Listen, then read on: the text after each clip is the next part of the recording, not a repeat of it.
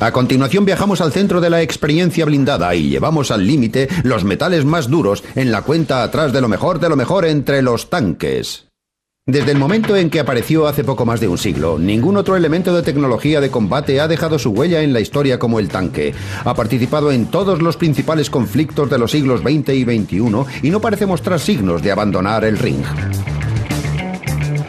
Pero ¿cuáles son los más grandes tanques? Para averiguarlo, hemos convocado a los mayores expertos mundiales en tanques. Entre ellos está Tom Clancy, novelista de talla mundial, admirador de los tanques y observador del mundo militar.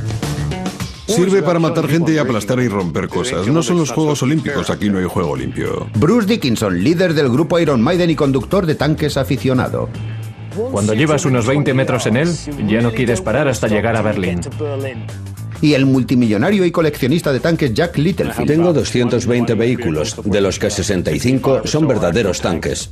Y como testigos directos del mundo de los tanques, tenemos a unos veteranos de guerra. Se parecía a salir a ensuciarnos en el barro y pasarlo bien. Y algún soldado. Esto es amor. El tanque es cuestión de amor. Y ahora pónganse cómodos y abróchense los cinturones, pues aquí vienen los 10 mejores tanques de la historia y la tecnología que los ha hecho poderosos. Todos sabemos qué aspecto tiene un tanque. Tiene el aspecto de un Sherman. Sabemos lo que hace un tanque. Hace lo que hace un Sherman. El puesto número 10 de los mejores tanques lo ocupa este tanque fantasía de 33 toneladas, que conocemos por los noticiarios cinematográficos, los tebeos y las películas de Hollywood. Yo diría que el Sherman es uno de los mejores tanques que se han hecho nunca. El Sherman fue el tanque que hizo que los aliados ganaran la Segunda Guerra Mundial. Se construyeron casi 50.000 Shermans en total, y el programa ha reunido a uno de sus supervivientes y 3 veteranos para los que el Sherman fue su hogar en tiempos de guerra, porque durante la campaña aliada en Normandía, cuando estos hombres no habían cumplido aún los 20 años, confiaron sus vidas a la entonces tecnología punta del Sherman. No conduzco uno de estos desde hace 60 años, pero me apetece mucho dar un paseo. Soy Brian Carpenter y era conductor de un tanque Sherman. ¿Estás bien ahí arriba, Navi? Estoy bien, Brian. ¿Qué tal ahí abajo? Muy bien. Soy Navi Clark y era artillero. Me llamo Ken Tatt y mandaba uno de estos tanques Sherman. Se significó especialmente en la campaña del desierto en 1942. El norteamericano M4 Sherman llegó a ser un tanque omnipresente entre los aliados. Lo tenían los británicos, los canadienses, los franceses, los rusos y los chinos, y se las arregló para rendir bien en todas partes. Nos impresionaba su tamaño, así como su eficacia, y los cañones funcionaban fantásticamente. Era estupendo, sobre todo el cañón, un 75 milímetros. Mucho más preciso y con un casco mayor, lo que significa que podíamos disparar a animales más grandes. Tenía que tener un buen cañón y también un buen blindaje, pero su característica principal era la movilidad. Tenía que ser capaz de moverse con velocidad en la retaguardia enemiga y explotar esa ventaja. Era muy rápido y fácil de conducir, y andaba estupendamente, casi tan bien como en un coche actual. No es extraño que el Sherman se condujera como un coche, pues fue construido por la poderosa industria automovilística norteamericana. El diseño del tanque Sherman tuvo en cuenta desde el principio sus posibilidades de producción. Los aliados pensaron que podríamos fabricar el eje en serie, así que los fabricaron empresas como Baldwin Locomotive, Works, General Motors, Pacific Car o Foundry. Se produjeron en enormes cantidades. Por cada tanque que los alemanes fabricaban, los norteamericanos hacían 10 Shermans. El diseño del Sherman era el de un tanque universal que podía ser utilizado por un ejército formado en gran medida por ciudadanos corrientes. Tenía que ser manejado por alguien que sabía conducir un tractor o una camioneta. Y nadie más novato en esto que Brian Carpenter, que era estudiante universitario antes de ponerse a conducir un tanque. Me vi con las palancas de dirección entre las piernas y había un pedal de embrague y el del acelerador. Y las palancas de dirección, naturalmente, actuaban como freno. La estandarización es la clave. Estos tanques solo se diferencian en el motor. Este y otros como este tenían 9 cilindros y un radiador enfriado con aire. Era, de hecho, un motor de avión. Yo no pensaba que un motor así podría servir para un vehículo tan lento como un tanque, pero por supuesto llevaba marchas mucho más cortas y menos veloces. En la marcha más baja no sobrepasaba los 4 kilómetros por hora. Y en la más alta, en la quinta, apenas llegaba a 35. Eso, por supuesto, en una carretera lisa y llana. En cuanto hubiera una ligera cuesta, no llegaría a eso.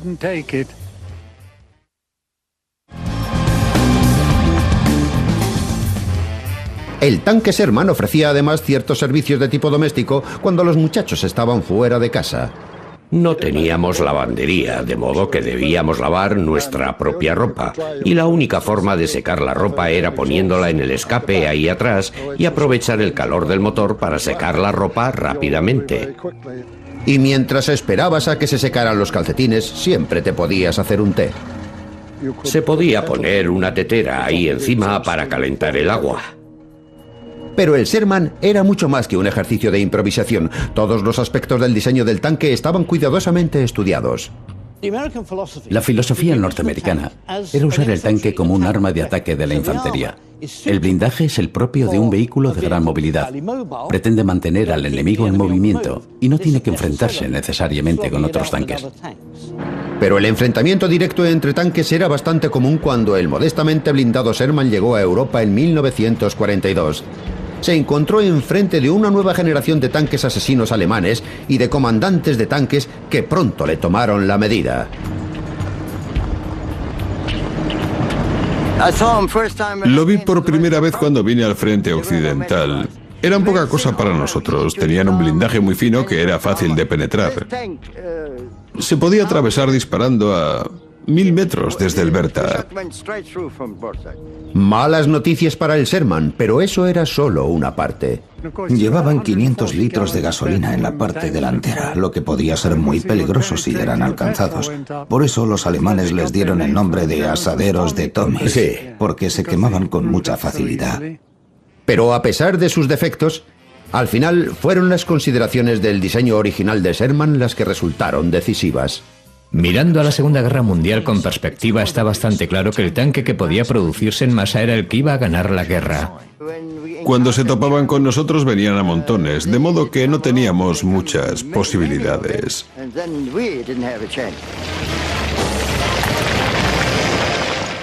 Oh, fantástico. Nunca pensé que volvería a hacerlo. Es el arte del compromiso el que hace o destruye los tanques, y los restantes 9 más grandes tuvieron que tomar decisiones muy duras. A continuación, el tanque de diseño que saltó directamente de la mesa de delineación a las selvas del sureste asiático. El tanque Sheridan se construyó para que pudiera ser transportado por aire. Un tanque ligero de fin de semana para ir a cualquier lugar. Número 9. El sueño de los diseñadores había sido desarrollar un tanque ligero y fácil de transportar, pero que tuviera el poder de fuego necesario en una gran batalla de tanques. El vehículo era único en ese aspecto. Tenía mayor poder de fuego que cualquier otro que pudiera lanzarse desde un avión. El avión de transporte vuela sobre el suelo a más de 150 por hora y a unos 50 metros de altura. Se abre para dejar caer el tanque de su interior. Es algo que da miedo ver.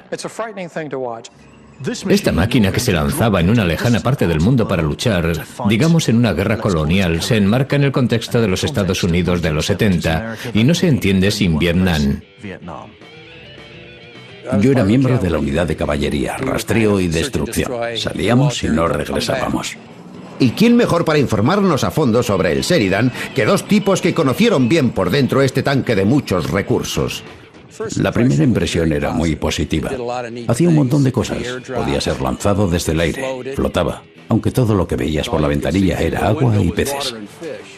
El animal M551 Sheridan. Sí, yo lo conducía. Tenía una dirección sólida. 4 marchas adelante y 2 atrás. El manual decía 69 kilómetros por hora, pero podíamos llegar a 73 o 74. Su sensacional rendimiento campo a través se debía a una sola cosa, la anorexia del blindaje.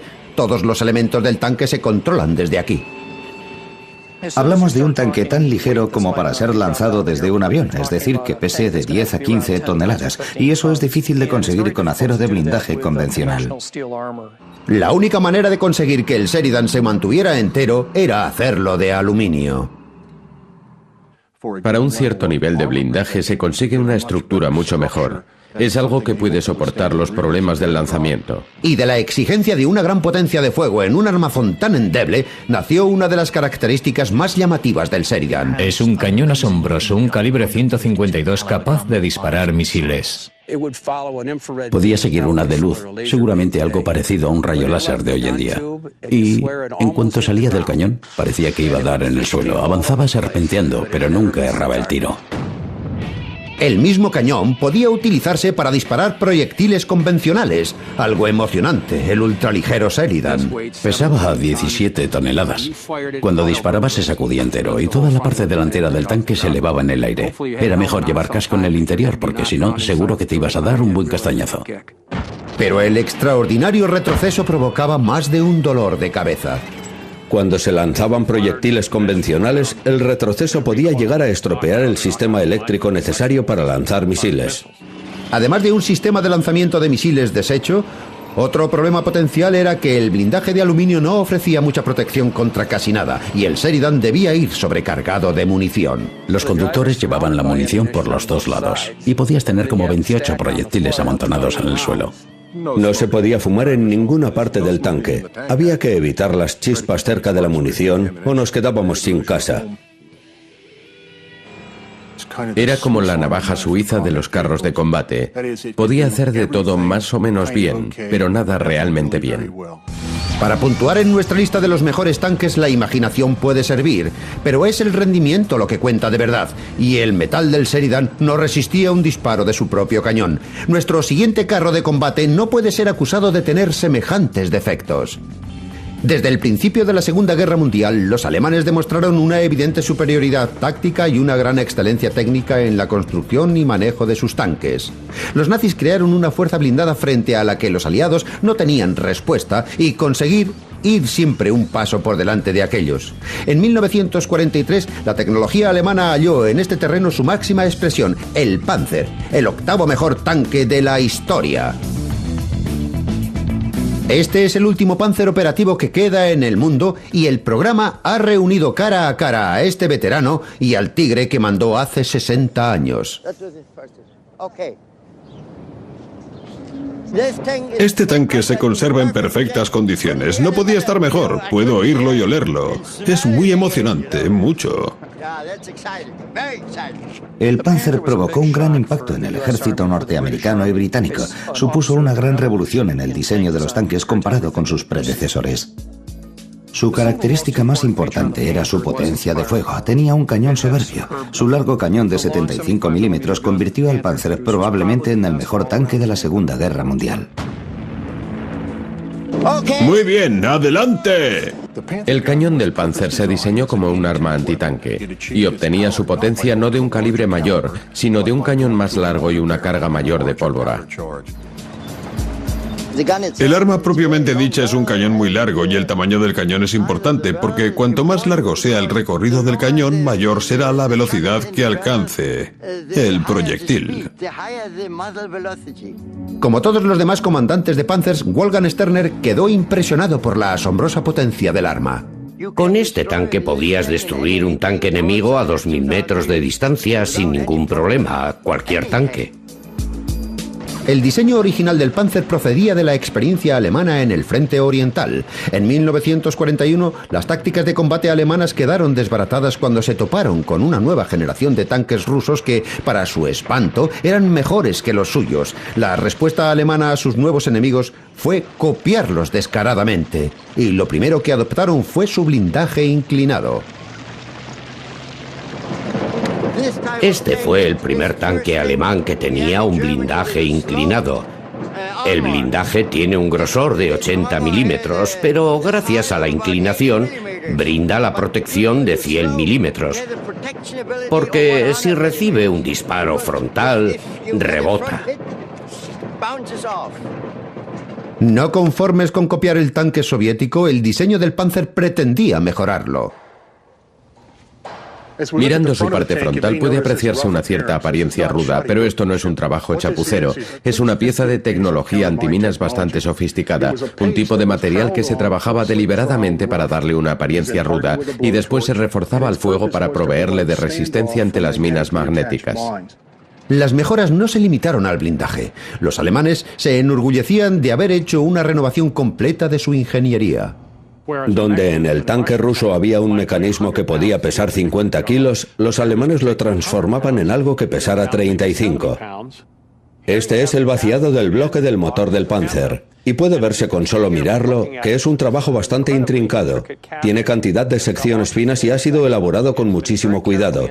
Y yo creo que una unidad norteamericana o rusa comparable a esta sería más pesada y más grande. Podía tener un aspecto rudo, pero estaba diseñado para operar con ventaja.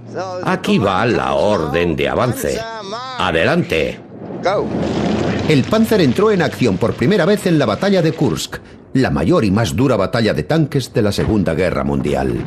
Pero las cosas se torcieron desde el principio. La mayoría de las cosas se estropearon antes de entrar en acción. No estaban preparados para el combate, era demasiado pronto para llevarlos al frente, y al principio no fue una situación precisamente admirable.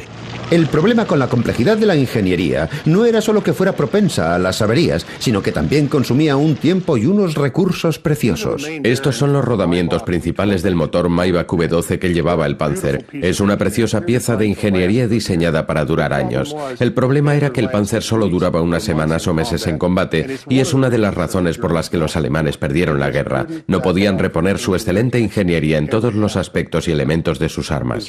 El carácter nacional alemán busca siempre la perfección absoluta. Cuando la perfección no es estrictamente necesaria, resulta contraproducente.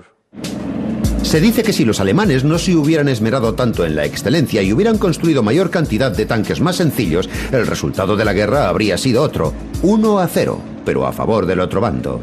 Así que, se mire como se mire, este tanque se merece el puesto número 8 del ranking. El Panzer es una máquina que, si no existiera, habría que inventarla. Si el Satén produjera tanques, haría el T-72.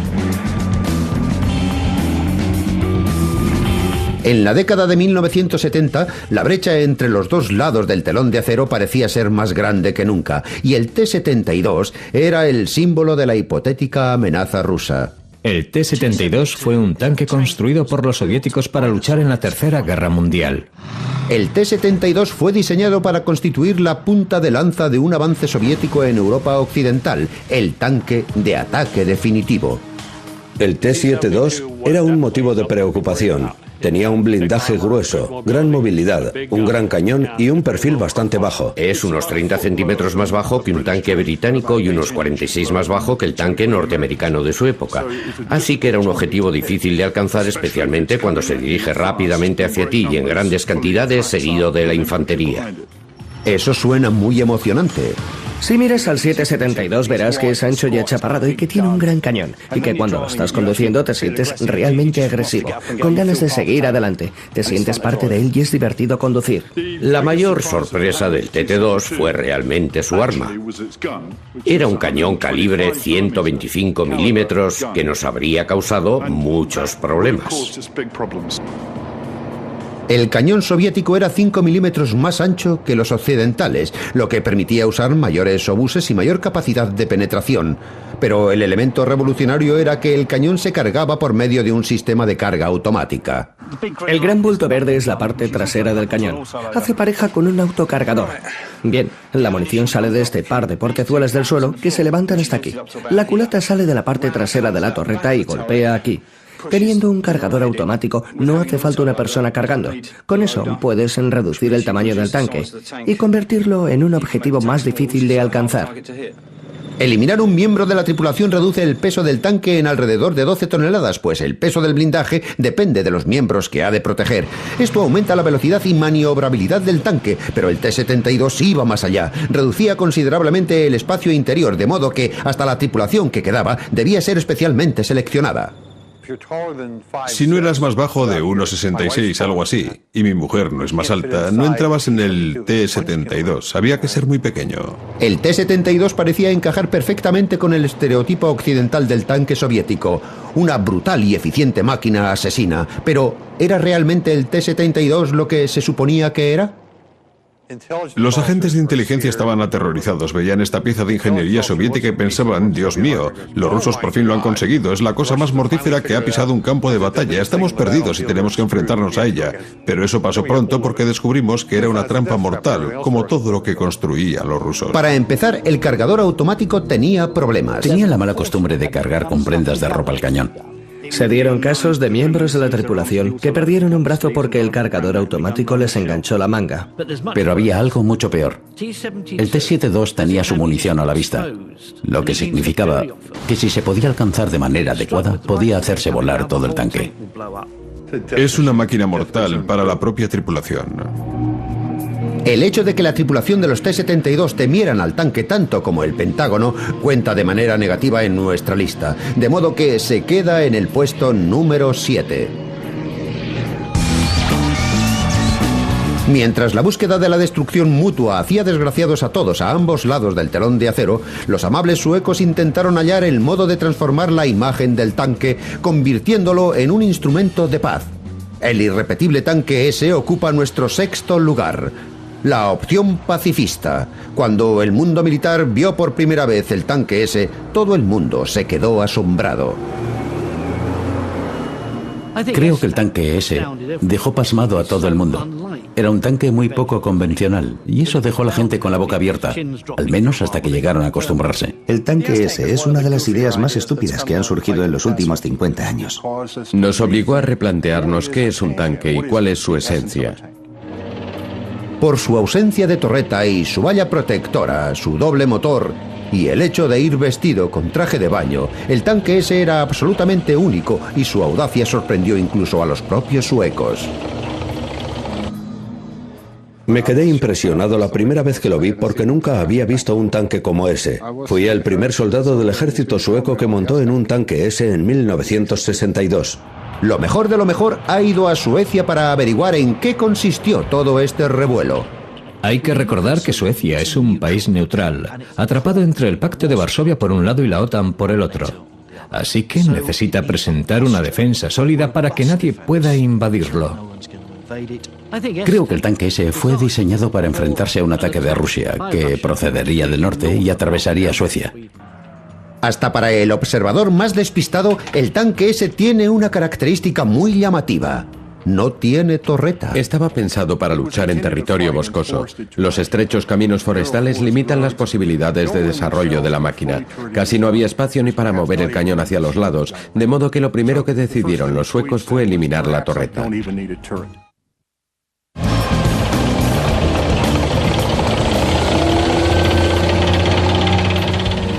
La ausencia de torreta hace que el tanque S solo tenga 2,1 metros de altura, algo muy práctico si lo que pretendes es ocultarte. El tanque S podía incluso hacer un agujero en la tierra para esconderse, de modo que prácticamente lo único que quede a la vista es el cañón. Fue diseñado para disparar y esconderse. En medio de un montón de tanques enemigos puedes eliminar alguno de ellos y salir pitando en dirección contraria para acabar escondiéndote bajo tierra. En plena batalla el tanque S aparece retraído, con toda la tripulación protegida bajo el tanque. Pero cuando lo mejor de lo mejor está delante, y obviamente no hay ninguna amenaza, todo el mundo puede salir a echar un vistazo, unos ojos extra para el conductor. Es muy fácil de conducir y hasta divertido. Si vas por una carretera a 50 o 55 kilómetros por hora, podrías hacer un giro de hasta 180 grados en menos de un segundo. Si eres lo suficientemente bueno. El interior se parece más a un caza que a cualquier otra cosa, en el sentido de que manejas tus controles directamente, con todos los elementos al alcance de tus dedos. Pero la joya de la corona del tanque S es su arma principal, el cañón fijo. El mayor inconveniente de un cañón fijo es que para disparar tienes que manipular todo el tanque. Tienes que mover y dirigir todo el casco del mismo modo en que lo hace un piloto de caza con su avión. El verdadero avance de diseño fue la suspensión hidroneumática controlable. La innovación sueca era poder controlar la suspensión de una manera tal que pudiera utilizarse como un dispositivo para direccionar el cañón. Para inclinar el arma, el primer y el cuarto par de ruedas se movían con respecto a las demás. Como la longitud de la oruga no cambia, el tanque tiene que inclinarse arriba y abajo. Lo que ven aquí es el brazo al que está conectado la primera rueda, que se mueve cuando mueves el casco. El elegante y sofisticado tanque ese recibió alabanzas de militares de todo el mundo. Les encantó, pero nadie lo compró. Estaba destinado a enfrentarse al ejército ruso en territorio sueco y con tácticas militares suecas. Se adaptaba tan bien a esa misión que de hecho no le venía muy bien a casi nadie más en el mundo.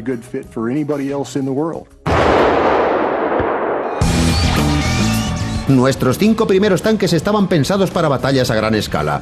Pero si sus intenciones son más modestas, ¿qué tanque le dará el mayor servicio por su dinero? El Centurión, el quinto mejor de la historia. Entró en acción en los últimos días de la Segunda Guerra Mundial. El Centurión es el tanque de batalla que más ha perdurado en servicio. Y es el favorito de los ejércitos y las guerras de bajo presupuesto. Desde principios de los 50 hasta el final del siglo, se le ha visto por ahí en alguna guerra.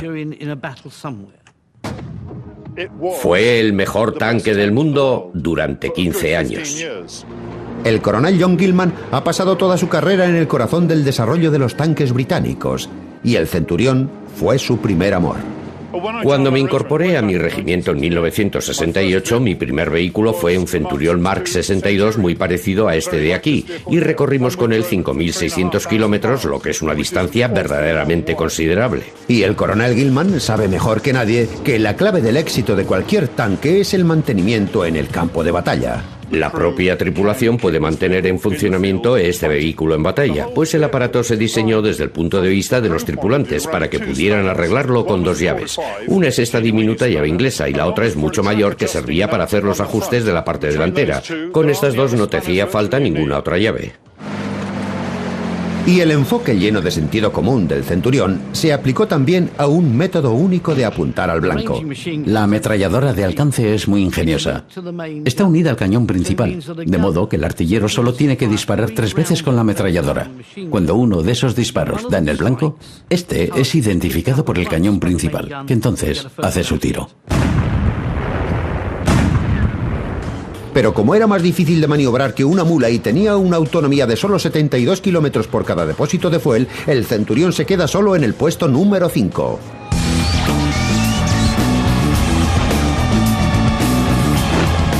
En 1970, encontrándose sin amigos en el mundo y rodeada de vecinos airados, las Fuerzas Armadas de Israel decidieron crear su propio tanque. En el número 4, el Markava, el tanque de bricolaje.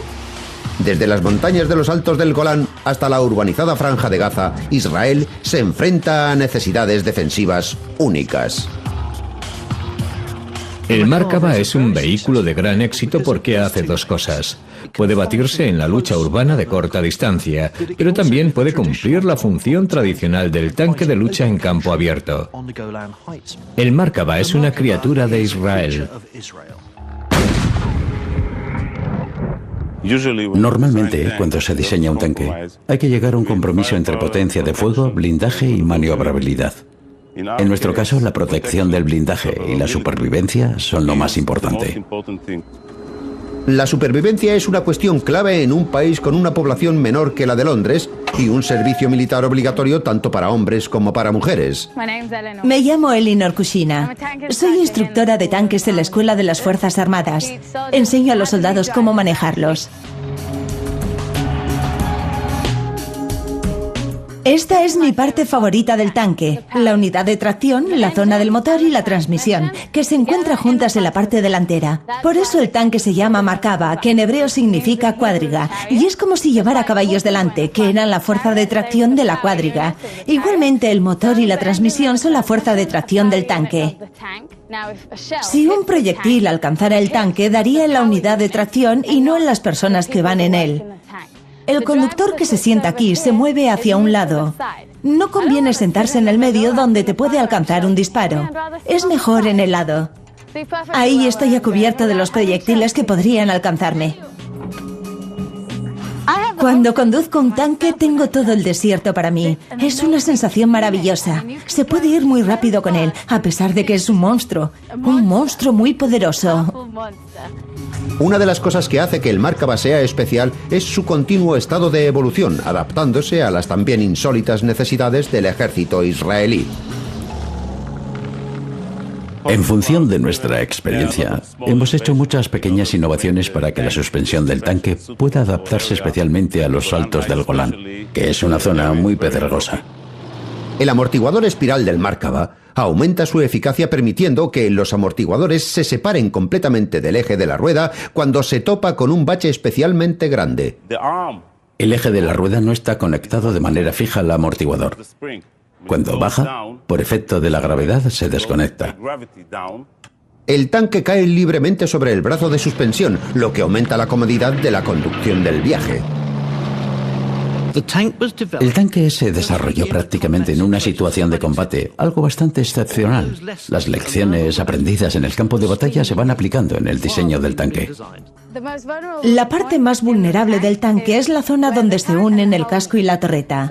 Y lo que hacen estas cadenas es desviar el curso de un proyectil cuando pega ahí, de modo que no lleguen a impactar en esa zona. Porque un tanque sin torreta o sin casco no merece la pena. Y teniendo el motor delante, deja espacio para llevar gente en la parte de atrás. Puede llevar una sección de infantería en la parte trasera, lo que lo hace un tanque único, ya que tienes un vehículo de transporte blindado y un tanque en una sola pieza. No hay ningún otro tanque tan versátil como este. Entonces, ¿por qué no está todo el mundo conduciendo Markavas por los desiertos y calles mayores de los puntos conflictivos del mundo? Está diseñado específicamente para usarlo en Israel. Y tienes que preocuparte de las necesidades de transporte aéreo. Es un vehículo grande y pesado. Ideal para Israel, sí, pero demasiado grande y pesado para una fuerza expedicionaria. Aunque algunos sienten disentir. Este es el mejor tanque del mundo. Nada puede detenerlo. Si quiere seguir adelante, lo hará, hasta que encuentre un blanco. Y no quisiera estar en tu lugar si eres ese blanco. No voy a discutir eso. El tanque que ocupa el puesto número 3 no tuvo que regresar a la mesa de diseño. El T-34 la inventó. Este fue con diferencia el mejor tanque de la Segunda Guerra Mundial. Fue uno de esos avances en el diseño de armas que se dan solamente una vez en cada generación. El T-34 es el tanque que ganó la Gran Guerra Patriótica para la Unión Soviética. Incorporaba innovaciones, pero con el mínimo denominador común. Se obtuvo un diseño improvisado que podía producirse en serie. La esencia de la filosofía militar rusa es que cualquier campesino recién llegado del campo fuera capaz de subirse a un tanque y conducirlo. Y como pueden ver, yo estoy bastante cerca de ser un campesino. ¡Oh, no! Lo mejor de lo mejor ha puesto a prueba el T-34, dándole a la estrella del rock Bruce Dickinson la oportunidad de conducir su propia dama de hierro. Lo que a mí me gusta de los tanques es lo que tienen de combate individual, casi como un piloto de caza, solo que sobre el suelo. Las fantásticas cualidades del T-34 empiezan con su forma característica. El T-34 inventó el blindaje inclinado, lo que afectó también a otros elementos del diseño. Una de las innovaciones del T-34 era el arma. Tenía un cañón de 76 milímetros cuando la mayoría de los tanques usaban calibres mucho menores. Pensaron que tenían que incorporar un cañón capaz de derrotar a todos los demás tanques tan bien blindados como el T-34. Tiene una torreta gruesa y maciza de construcción muy simple, producto de un molde bastante burdo cuyas marcas pueden verse aquí. Estábamos en guerra. No hace falta que sea bonito. Si funciona, se puede usar para matar gente. Las extraordinarias cualidades del T-34 se pusieron a prueba en 1941, cuando Alemania avanzó hacia el este.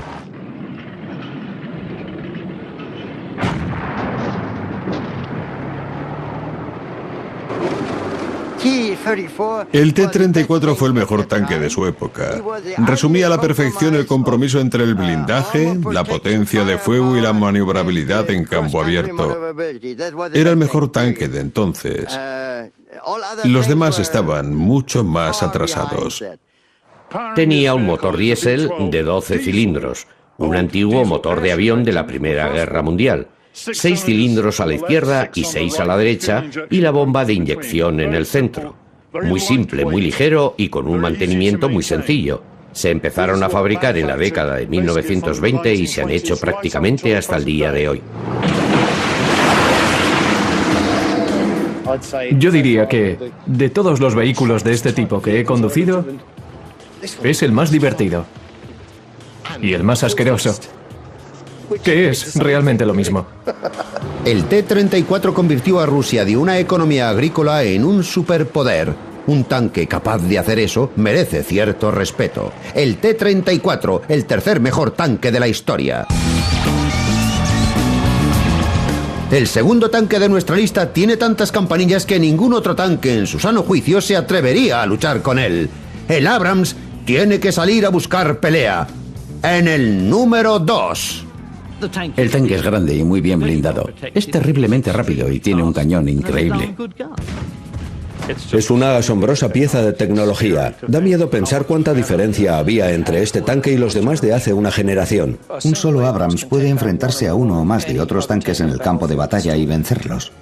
El M1 Abrams es el Rolls-Royce de los tanques modernos. Y los norteamericanos lo han usado ya en varias guerras. Me alcanzaron en el lado, por delante y por detrás. En esta zona concreta es donde me dieron. Nos dirigíamos al centro de Bagdad, sabiendo que nos podían disparar desde arriba. Nos dispararon con ametralladoras y misiles lanzagranadas. Estos últimos están diseñados para destruir los vehículos. Los misiles lanzagranadas son armas terriblemente destructivas, capaces de perforar un blindaje de hasta 75 centímetros de acero.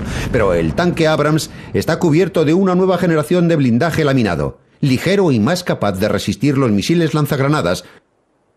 Su composición altamente secreta salvó la vida de la teniente Montgomery. El primer impacto se produjo en esta zona de aquí. Explotó.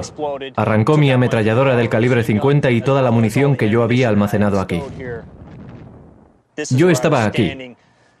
La escotilla estaba bajada en la posición que llamamos protección abierta, y entonces dispararon. El tanque hizo exactamente lo que se suponía que debía hacer.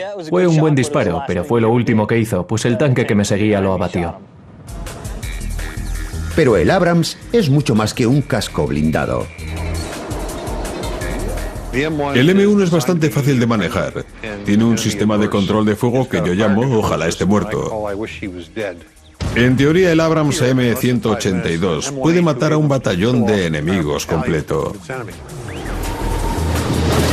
Para mantener en movimiento las 68 toneladas del Abrams, se necesita un motor de propulsión de 1500 caballos. Tiene un motor potentísimo con el que puede ponerse a 110 kilómetros por hora. Cuando lo pones en marcha, le suele costar un par de segundos entrar en calor. Pero cuando lo hace es increíble. No hay quien lo pare, a no ser que pises el freno, claro. El uso de un motor de avión a reacción ha sido un tema controvertido desde la primera vez que el Abrams pasó por una gasolinera. El M1A1 tiene un depósito de unos 1900 litros de capacidad y consume alrededor de 120 litros a los 100. Gasta unos 30 litros solo en arrancar el motor. Y eso es mucho. Además de sus problemas de consumo, el motor también recalienta demasiado el escape. El motor a reacción tiene un escape terriblemente potente. Es como un auténtico soplete, una especie de misil de calor saliendo continuamente de tu trasero. Y eso no es nada agradable. A pesar de estos problemillas, el hecho es que el Abrams es una rotunda advertencia de que la guerra de tanques está perfectamente viva a principios del siglo XXI. A Alemania se le prohibió fabricar armas después de la Segunda Guerra Mundial, pues no había utilizado correctamente aquellas que había tenido. Pero en la década de 1970, una nueva Alemania obtuvo permiso para regresar a la producción de tanques, y la excelencia tecnológica que creó el Panzer dio a luz a una nueva generación de grandes felinos, el Leopard, el mejor tanque de todos los tiempos. Es una máquina excelente. Comparado con otros tanques, es más pequeño, más ligero y más rápido. Creo que es la mejor combinación de movilidad de todo el mundo en este momento. El tanque perfecto tiene que tener movilidad, blindaje y potencia de fuego, y el Leo 2 cumple esos requisitos. Es un tanque excelente. Tal vez sea un producto alemán, pero el Leopard 2 es una afirmación de la identidad europea. Es una combinación de lo mejor, la mejor potencia de fuego, el mejor blindaje y la mejor movilidad del mundo hoy en día. El Leopard 2 es un serio competidor en la carrera de los mejores tanques. No es solo un competidor. El Leopard es el tanque más grande de todos los tiempos y aquí en Suecia 280 Leopards patrullan las zonas rurales y boscosas. Tras el fracaso del tanque S, los suecos dejaron de producir su propio tanque y salieron de compras para adquirir un sustituto. El Leopard alemán batió a todos sus competidores. ¿Dejaría usted que su hijo de 18 años lo sacara del garaje? Mi nombre es Johnson, soy el conductor. Soy el capitán, mi nombre es Christian Jousen. Mi nombre es Chase Kelly, soy artillero. Mi nombre es Joseph Rosen, soy el cargador de este tanque y el jefe. Lo mejor de lo mejor sigue a estos reclutas del ejército sueco en sus maniobras de 11 días durante las que conocerán la tecnología punta del Leopard. Hace 6 meses dejaron sus casas para hacer el servicio militar y probablemente nunca han conducido un tanque hasta ahora. Han cambiado el Volvo familiar por esta máquina asesina de 62 toneladas y es la extraordinaria facilidad de manejo del Leopard lo que permite a estos jóvenes cruzar la tundra con confianza. Aquí no hay palancas de dirección y cajas de cambios complicadas. Es casi como conducir un coche, aunque algo más pesado. Hoy vamos a conducir como locos. El volante parece un volante corriente de coche y el asiento es muy cómodo, como el de un coche deportivo. Tiene un compartimento muy simple, muy parecido al de un coche. El pedal grande del medio es el del freno. Puedes hacer frenar 62 toneladas y media en unos 9 metros. Vamos a conducir el tanque hasta llevarlo al límite. Me siento confiado con este tanque. El propósito es convertirlos en cazadores y sentirlo de verdad. El extraordinario rendimiento del Leopard está en relación con su radical diseño de módulos. De hecho, es una gran combinación de piezas sueltas, todas ellas fácilmente reemplazables. Y como con tu Mercedes, cuando algo se avería, no tienes que coger la llave inglesa, sino el teclado. Para el mantenimiento usamos un teclado. Lo conecto a los diferentes módulos y los pruebo individualmente. Ahora voy a enchufar este cable al centro logístico y luego al ordenador de mantenimiento para ver lo que va mal en el tanque. Por ejemplo, si tienes algún problema con el motor, no tienes más que sacarlo entero y llevártelo al taller. Recibes el nuevo motor y lo instalas en lugar del anterior. Y el tanque está listo. El motor del Leopard es otro elemento muy destacado. Nada novedoso ni complicado, sino algo potente y fiable. Este motor es un motor industrial bastante común. Tiene alrededor de 1500 caballos de potencia, 12 cilindros, 48 litros y una torsión 15 veces mayor que la de un coche normal.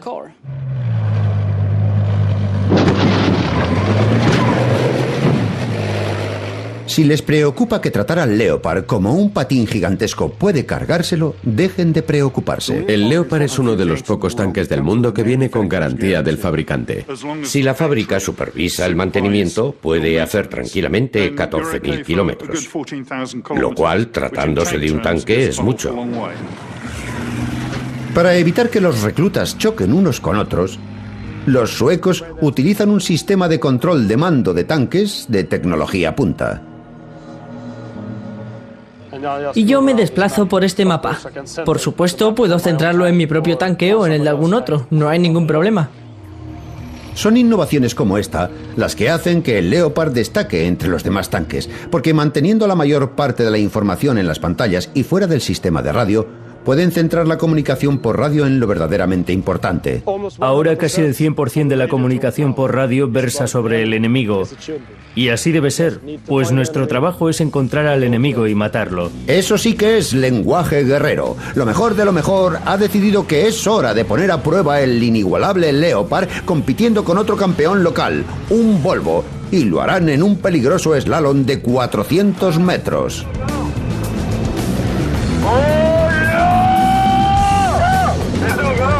Pero en lo mejor de lo mejor, el tanque no solo debe vencer, debe destruir. Ahí los tienen. Los mejores 10 tanques de la historia, cada uno con su propio y único carácter, pero con un sombrío objetivo común. Desde el momento en que penetró en tierra de nadie, la caballería de hierro moldeó la guerra mecanizada a su imagen y semejanza, hasta el punto de convertir su propia imagen en el rostro de la guerra. Así que conviene temerlos, y mucho.